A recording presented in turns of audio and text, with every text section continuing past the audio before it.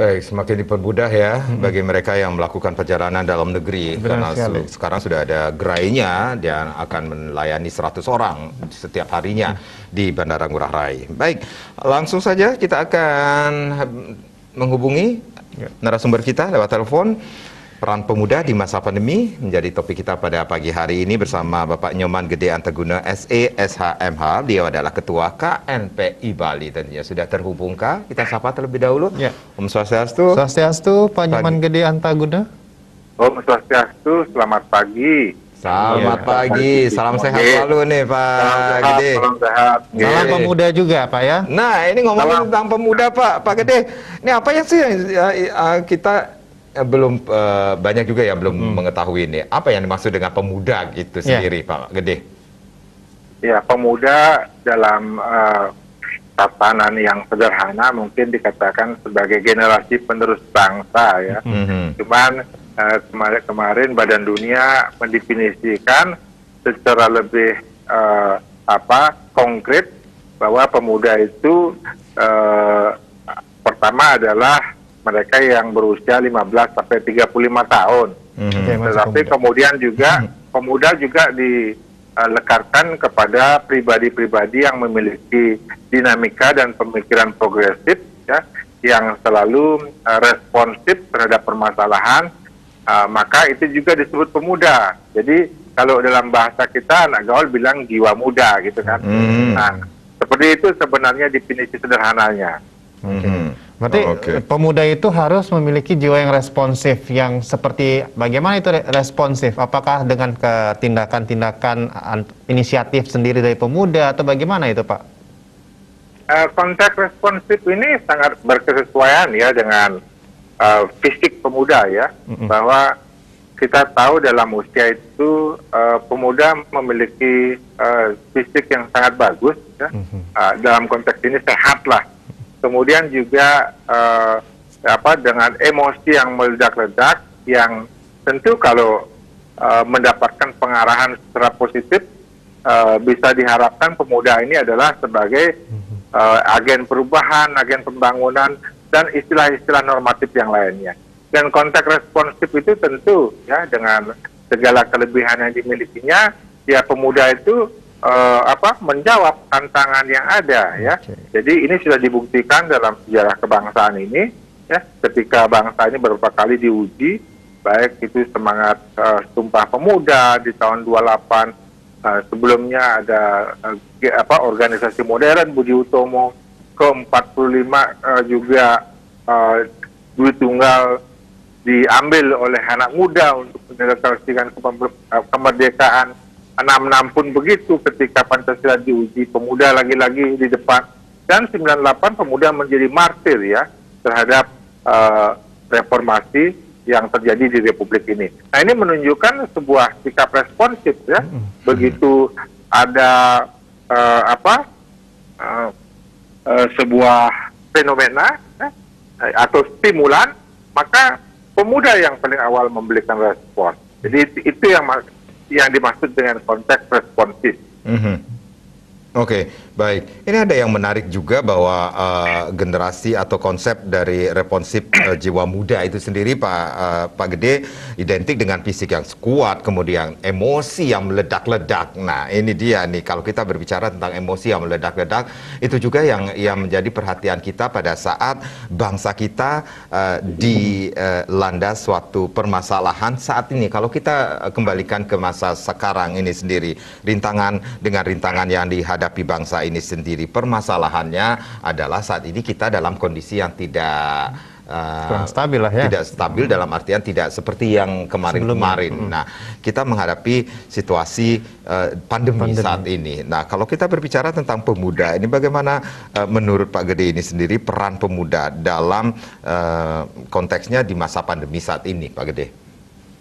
Baik, memang pemuda hari ini mendapatkan tantangan yang berbeda ya.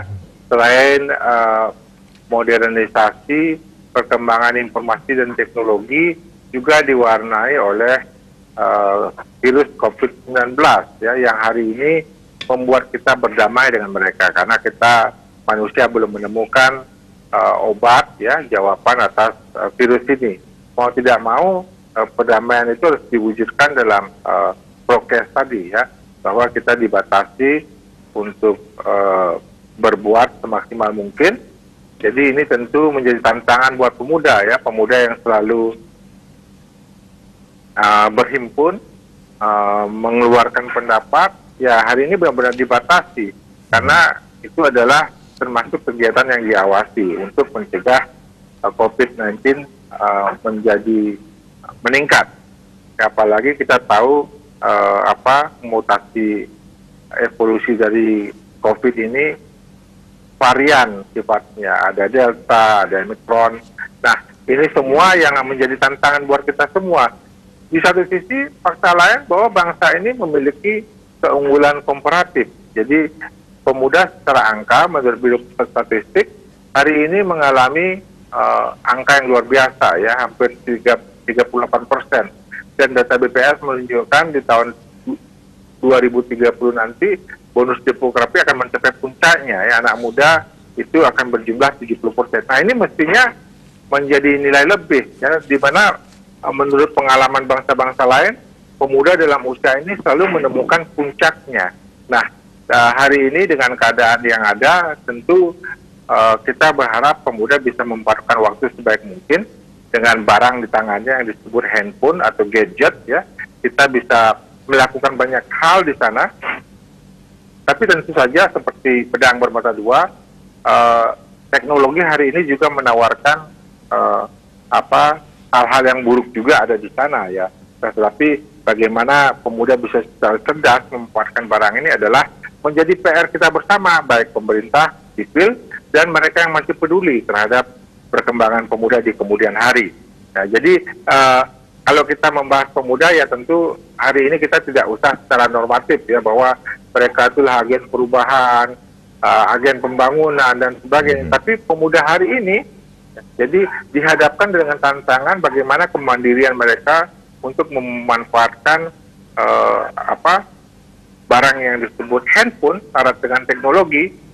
Di satu sisi diharapkan bisa membangun nasionalisme. Justru kekhawatiran kita adalah terjadinya degradasi nasionalisme itu dengan kemajuan modernisasi yang ada sekarang. Tingkat nasionalisme bisa menjadi menurun ketika sikap hedonis itu mengemuka. Kemudian dikhawatirkan anak muda kita bisa menjadi konsumeristik, ya, dengan tawaran-tawaran barang yang muncul dengan harga yang murah. Itu merupakan tantangan yang tersendiri. Nah, untuk itu berkolaborasi dengan pemerintah dibutuhkan sebuah kurikulum yang sangat tepat sasaran, ya, meskipun dengan media daring, bagaimana kita mengemasnya dengan packaging yang sangat menarik, yang anak muda banget, sehingga pesan-pesan itu bisa nyampe, ya, anak muda bisa sadar, mereka harus menghargai sejarah. Ketika anak muda selalu tampil terdepan dalam setiap etapa sejarah kebangsaan, ketika kemerdekaan ini harus dihargai dengan tetes darah dan keringat, bahwa hari ini tugas kita adalah meneruskan perjuangan founding fathers itu. Lewat apa? Ya, tentu ide-ide kreatif. Hari ini kita tidak bertempur dengan musuh-musuh sebagaimana sejarah bangsa ini. Tapi hari ini adalah kita berhadapan dengan musuh-musuh yang invisible, ya. Orang bilang ini proxy war, ya. Nah, jadi diperlukan cara-cara cerdas dan keras, ya, sehingga kita tidak larut dalam kemajuan informasi dan teknologi. Kita tidak didinebobokan, kita tidak menjadi follower. Tapi bonus demografi ini benar-benar bisa mengarahkan bangsa ini menjadi lebih baik lagi. Di mana-mana negara yang memiliki bonus demografi itu berkembang dari keunggulan kompetitif menjadi keunggulan kompetitif. Baik. Pak Gede, kita rehat sejenak, ya. Nanti kita akan lanjutkan lagi perbincangan bagaimana peran pemuda di masa pandemi. Sesaat lagi.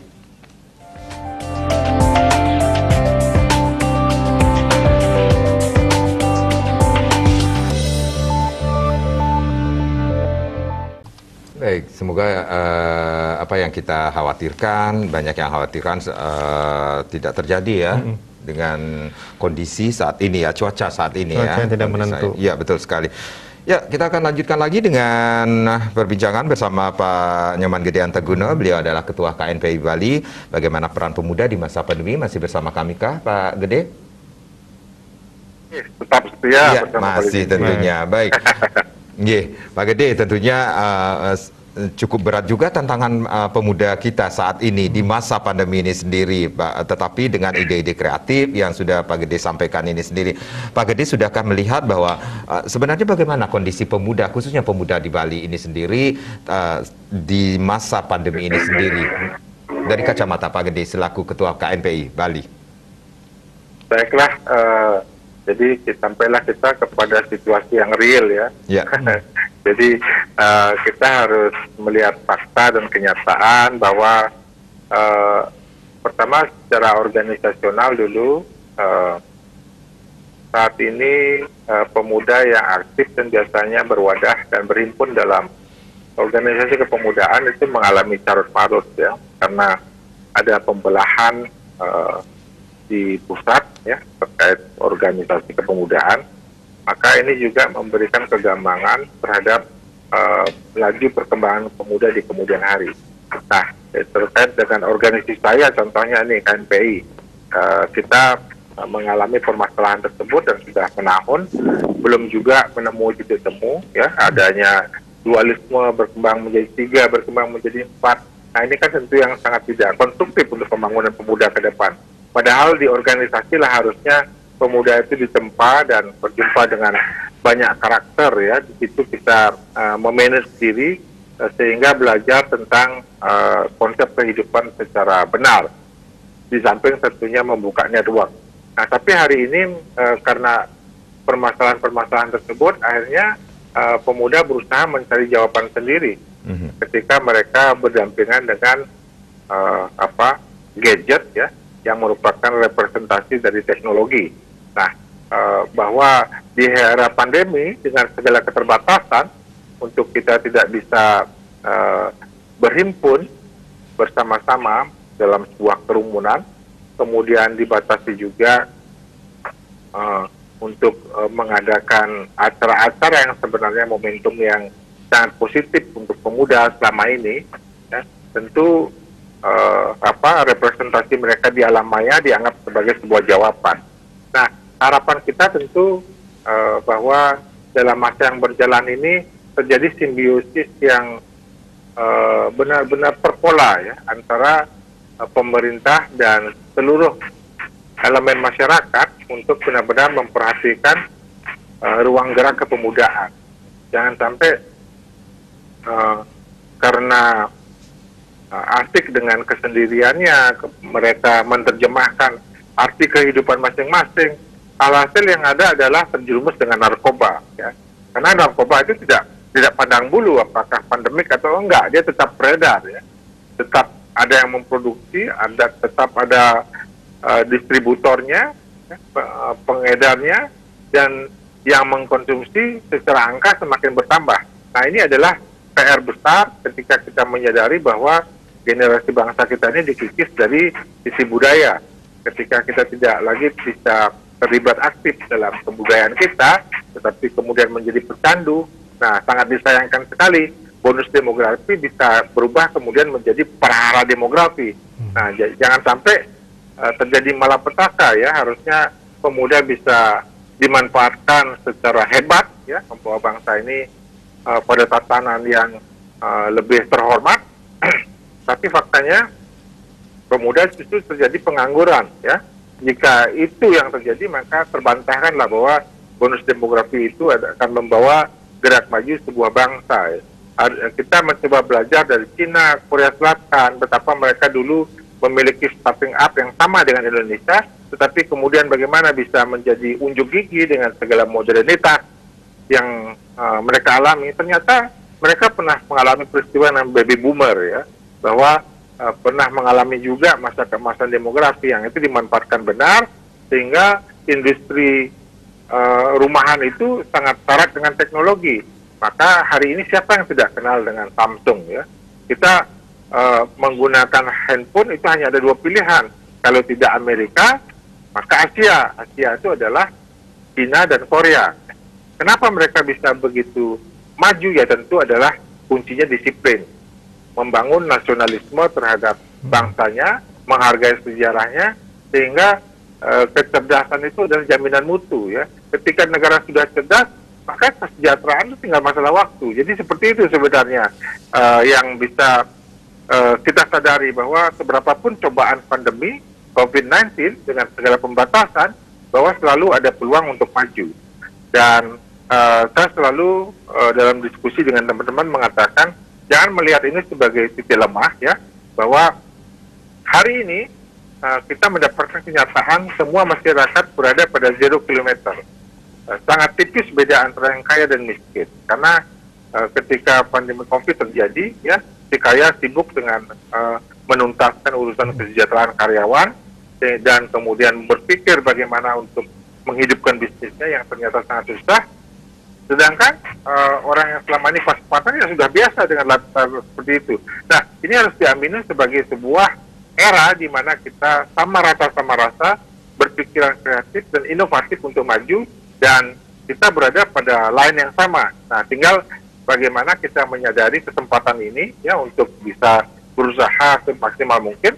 Karena di satu sisi teknologi dan informasi juga mensupport ya, bahwa hari ini untuk berproduksi ataupun UMKM tidak harus dengan kapital atau aset di pinggir jalan, enggak ya. Hari ini kita memungkinkan untuk melakukan penjualan secara online. Nah, itu artinya apa? Ya, Anda yang tinggal di gang-gang pun tidak masalah untuk menjadi produktif. Ya, kita bisa berjualan dengan teknologi Gojek dan sejenisnya. Nah, itu mestinya bergantung kepada sebagaimana kreatifnya kita memanfaatkan kesempatan. Ya. Jadi bahwa ada yang mengatakan tidak punya modal itu nonsen ya. Tapi hari ini dengan kapital yang terbatas, kita bisa melakukan sesuatu, disupport oleh teknologi dan informasi. Oke, baik. Jadi begitu. Ya. Oke. Berarti dapat singkat saja Pak Antauguna, berarti pemuda di Bali sejauh ini di masa pandemi sudah cukup kontributif terhadap masyarakat, begitu? Nah, sebenarnya kalau kita melihat fakta yang ada ya, dengan bergeraknya perekonomian, saya pikir ide-ide kreatif itu sudah muncul ya. Cuman bagaimana masalahnya kita semua menyadari untuk menurunkan standar lifestyle ya, kemudian menemukan ide-ide baru karena teknologi dan informasi sudah menyediakan formula untuk bisa kita menemukan formnya menjadi pemuda yang kreatif. Oke. Berarti pemuda di Bali sudah sangat kreatif dan cukup kreatif terkait dengan kontributifnya terhadap masyarakat dengan menggunakan teknologi. Nah, walaupun di masa pandemi ini sendiri ya. Betul. Baik, Pak Gede. Ya, Pak Gede, kita bermedia sosial, pesan saya terakhir ya. Ya, kita break sebentar. Nanti kita akan lanjutkan lagi perbincangan bagaimana peran pemuda di masa pandemi. Pemirsa jangan kemana-mana, seputar Bali Pagi akhir pekan akan kembali setelah yang berikut ini.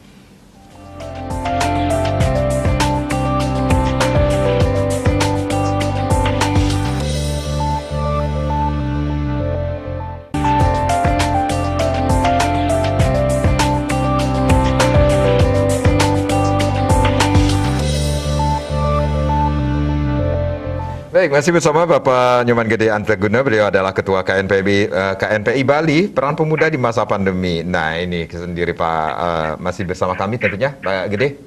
Halo. Yes. Ya, tentunya masih bersama kami.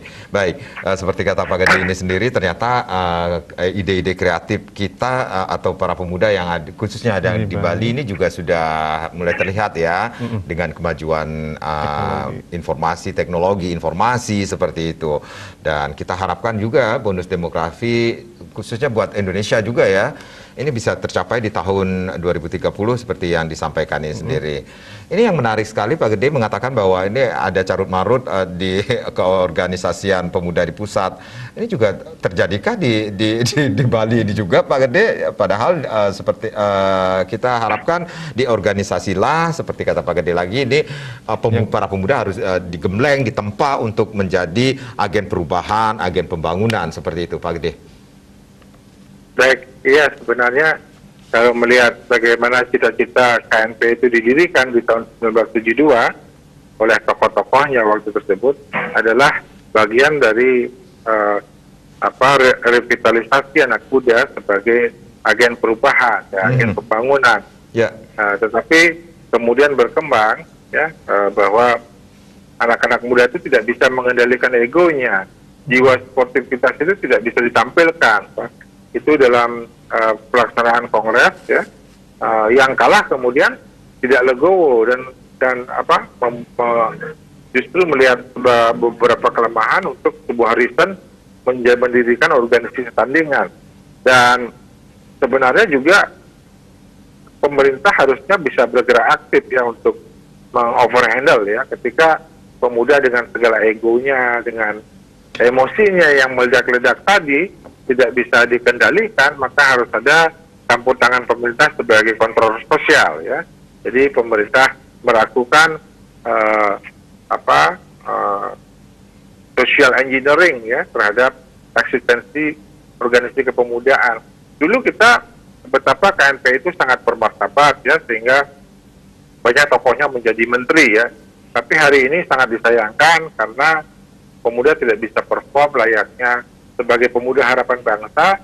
Alhasil bargainingnya menjadi terreduksi ya. Jadi kita tidak bisa lagi melihat tokoh-tokoh muda alumni KNPI yang menjadi bagian dari kabinet Jokowi ini. Nah, ini yang sangat disayangkan. Dan tentu di Bali kita memang memiliki budaya yang berbeda ya. Di Bali ya mungkin karena kecil dan terbangun semangat egaliter ya, kita komunal kita sangat berhubungan erat ya. Jadi Bali sampai saat ini Mas Khalid masih satu ya di bawah kepemimpinan saya. Tapi sebenarnya ya memang sudah waktunya harus muda, karena kalau dilihat dari umur yang didefinisikan ya sudah lewat ya, sudah kepala 4. Tetapi menjadi bingung juga siapa yang akan perwakilan pusat yang akan meresmikan hajatan musyawarah provinsi ini. Nah, jadi memang sudah diagendakan untuk penyatuan di pusat oleh Menkumham yang turun tangan bersama Menteri Kepemudaan. Tetapi ya karena disibukkan oleh COVID-19 kemarin, ya konsentrasi itu sedikit ambiar ya. Mudah-mudahan dengan situasi dengan yang menurut data statistik sudah semakin membaik ya, korban pengidap COVID-19 semakin menurun, korban yang meninggal tidak ada lagi. Nah, mudah-mudahan konsentrasi itu bisa dikembalikan sehingga perbaikan kualitas kepemudaan bisa dilakukan secara intensif. Karena negara harus hadir dalam situasional seperti ini untuk menunjukkan perannya ya, bahwa mereka juga pihak yang bertanggung jawab terhadap kemajuan pemuda di kemudian hari. Dan Bali masih solid ya, kita Bali masih solid ya tentunya. Baik. Pak Gede, ada harapan kepada khususnya pemuda Bali ini sendiri di masa pandemi ini sendiri sehingga terjadinya simbiosis yang terpola. Ya, saya berharap banget bahwa pemuda Bali melihat gadget ini atau modernisasi ini sebagai sebuah peluang ya yang dimanfaatkan benar. Tidak semata menjadi gamer ya. Saya seringkali melihat anak-anak muda itu larut dalam permainan-permainan game online yang saya pikir tidak memberikan kontribusi yang positif untuk mengisi waktu ya. Tetapi harus dilihat bahwa alat itu menawarkan beragam cara untuk menjadi cerdas ya. Ada YouTube dan sebagainya, itu mendirect orang untuk mampu secara otodidak mempelajari suatu hal. Mungkin belajar bahasa asing atau kemampuan-kemampuan tertentu. Tetapi juga kalau kita terjerumus ya, maka mudarat pun ada di sana. Kita bisa merangkai bom dan sejenisnya. Ini sesuatu yang tidak diharapkan. Nah, oleh karenanya kami sangat melihat bahwa selain aktif di media sosial, juga harus disadari bahwa ada hal-hal real yang tidak bisa dijawab dengan keaktifan di alam maya. Bahwa pemuda Bali itu sangat kental dengan paiketannya, ya, komunikasi antara Banjar dengan Banjar yang lain, itu harus dibangun sedemikian rupa untuk menunjukkan entitas anak muda kekinian yang meskipun konvensional tapi diharapkan bisa membangun semangat persaudaraan. Karena persaudaraan itu adalah kunci nasionalisme kita. Untuk saling care, saling sapa, Yeah. dan ini tanpa dirasakan akan membangun kekuatan bangsa ini. Baik, Pak Gede, terima kasih. Ini yang perlu digarisbawahi, persaudaraan itu adalah kunci untuk membangun nasionalisme. Benar sekali. Baik, terima kasih sekali lagi Pak Gede. Kita harapkan apa yang menjadi harapan dari seorang ketua KNPI Bali ini sendiri, ini menjadi kenyataan nantinya ya, untuk mencapai bonus demografi tentunya. Baik, sekali lagi terima kasih Pak Gede Anteguna, SE SHMH, beliau adalah ketua KNPI Bali.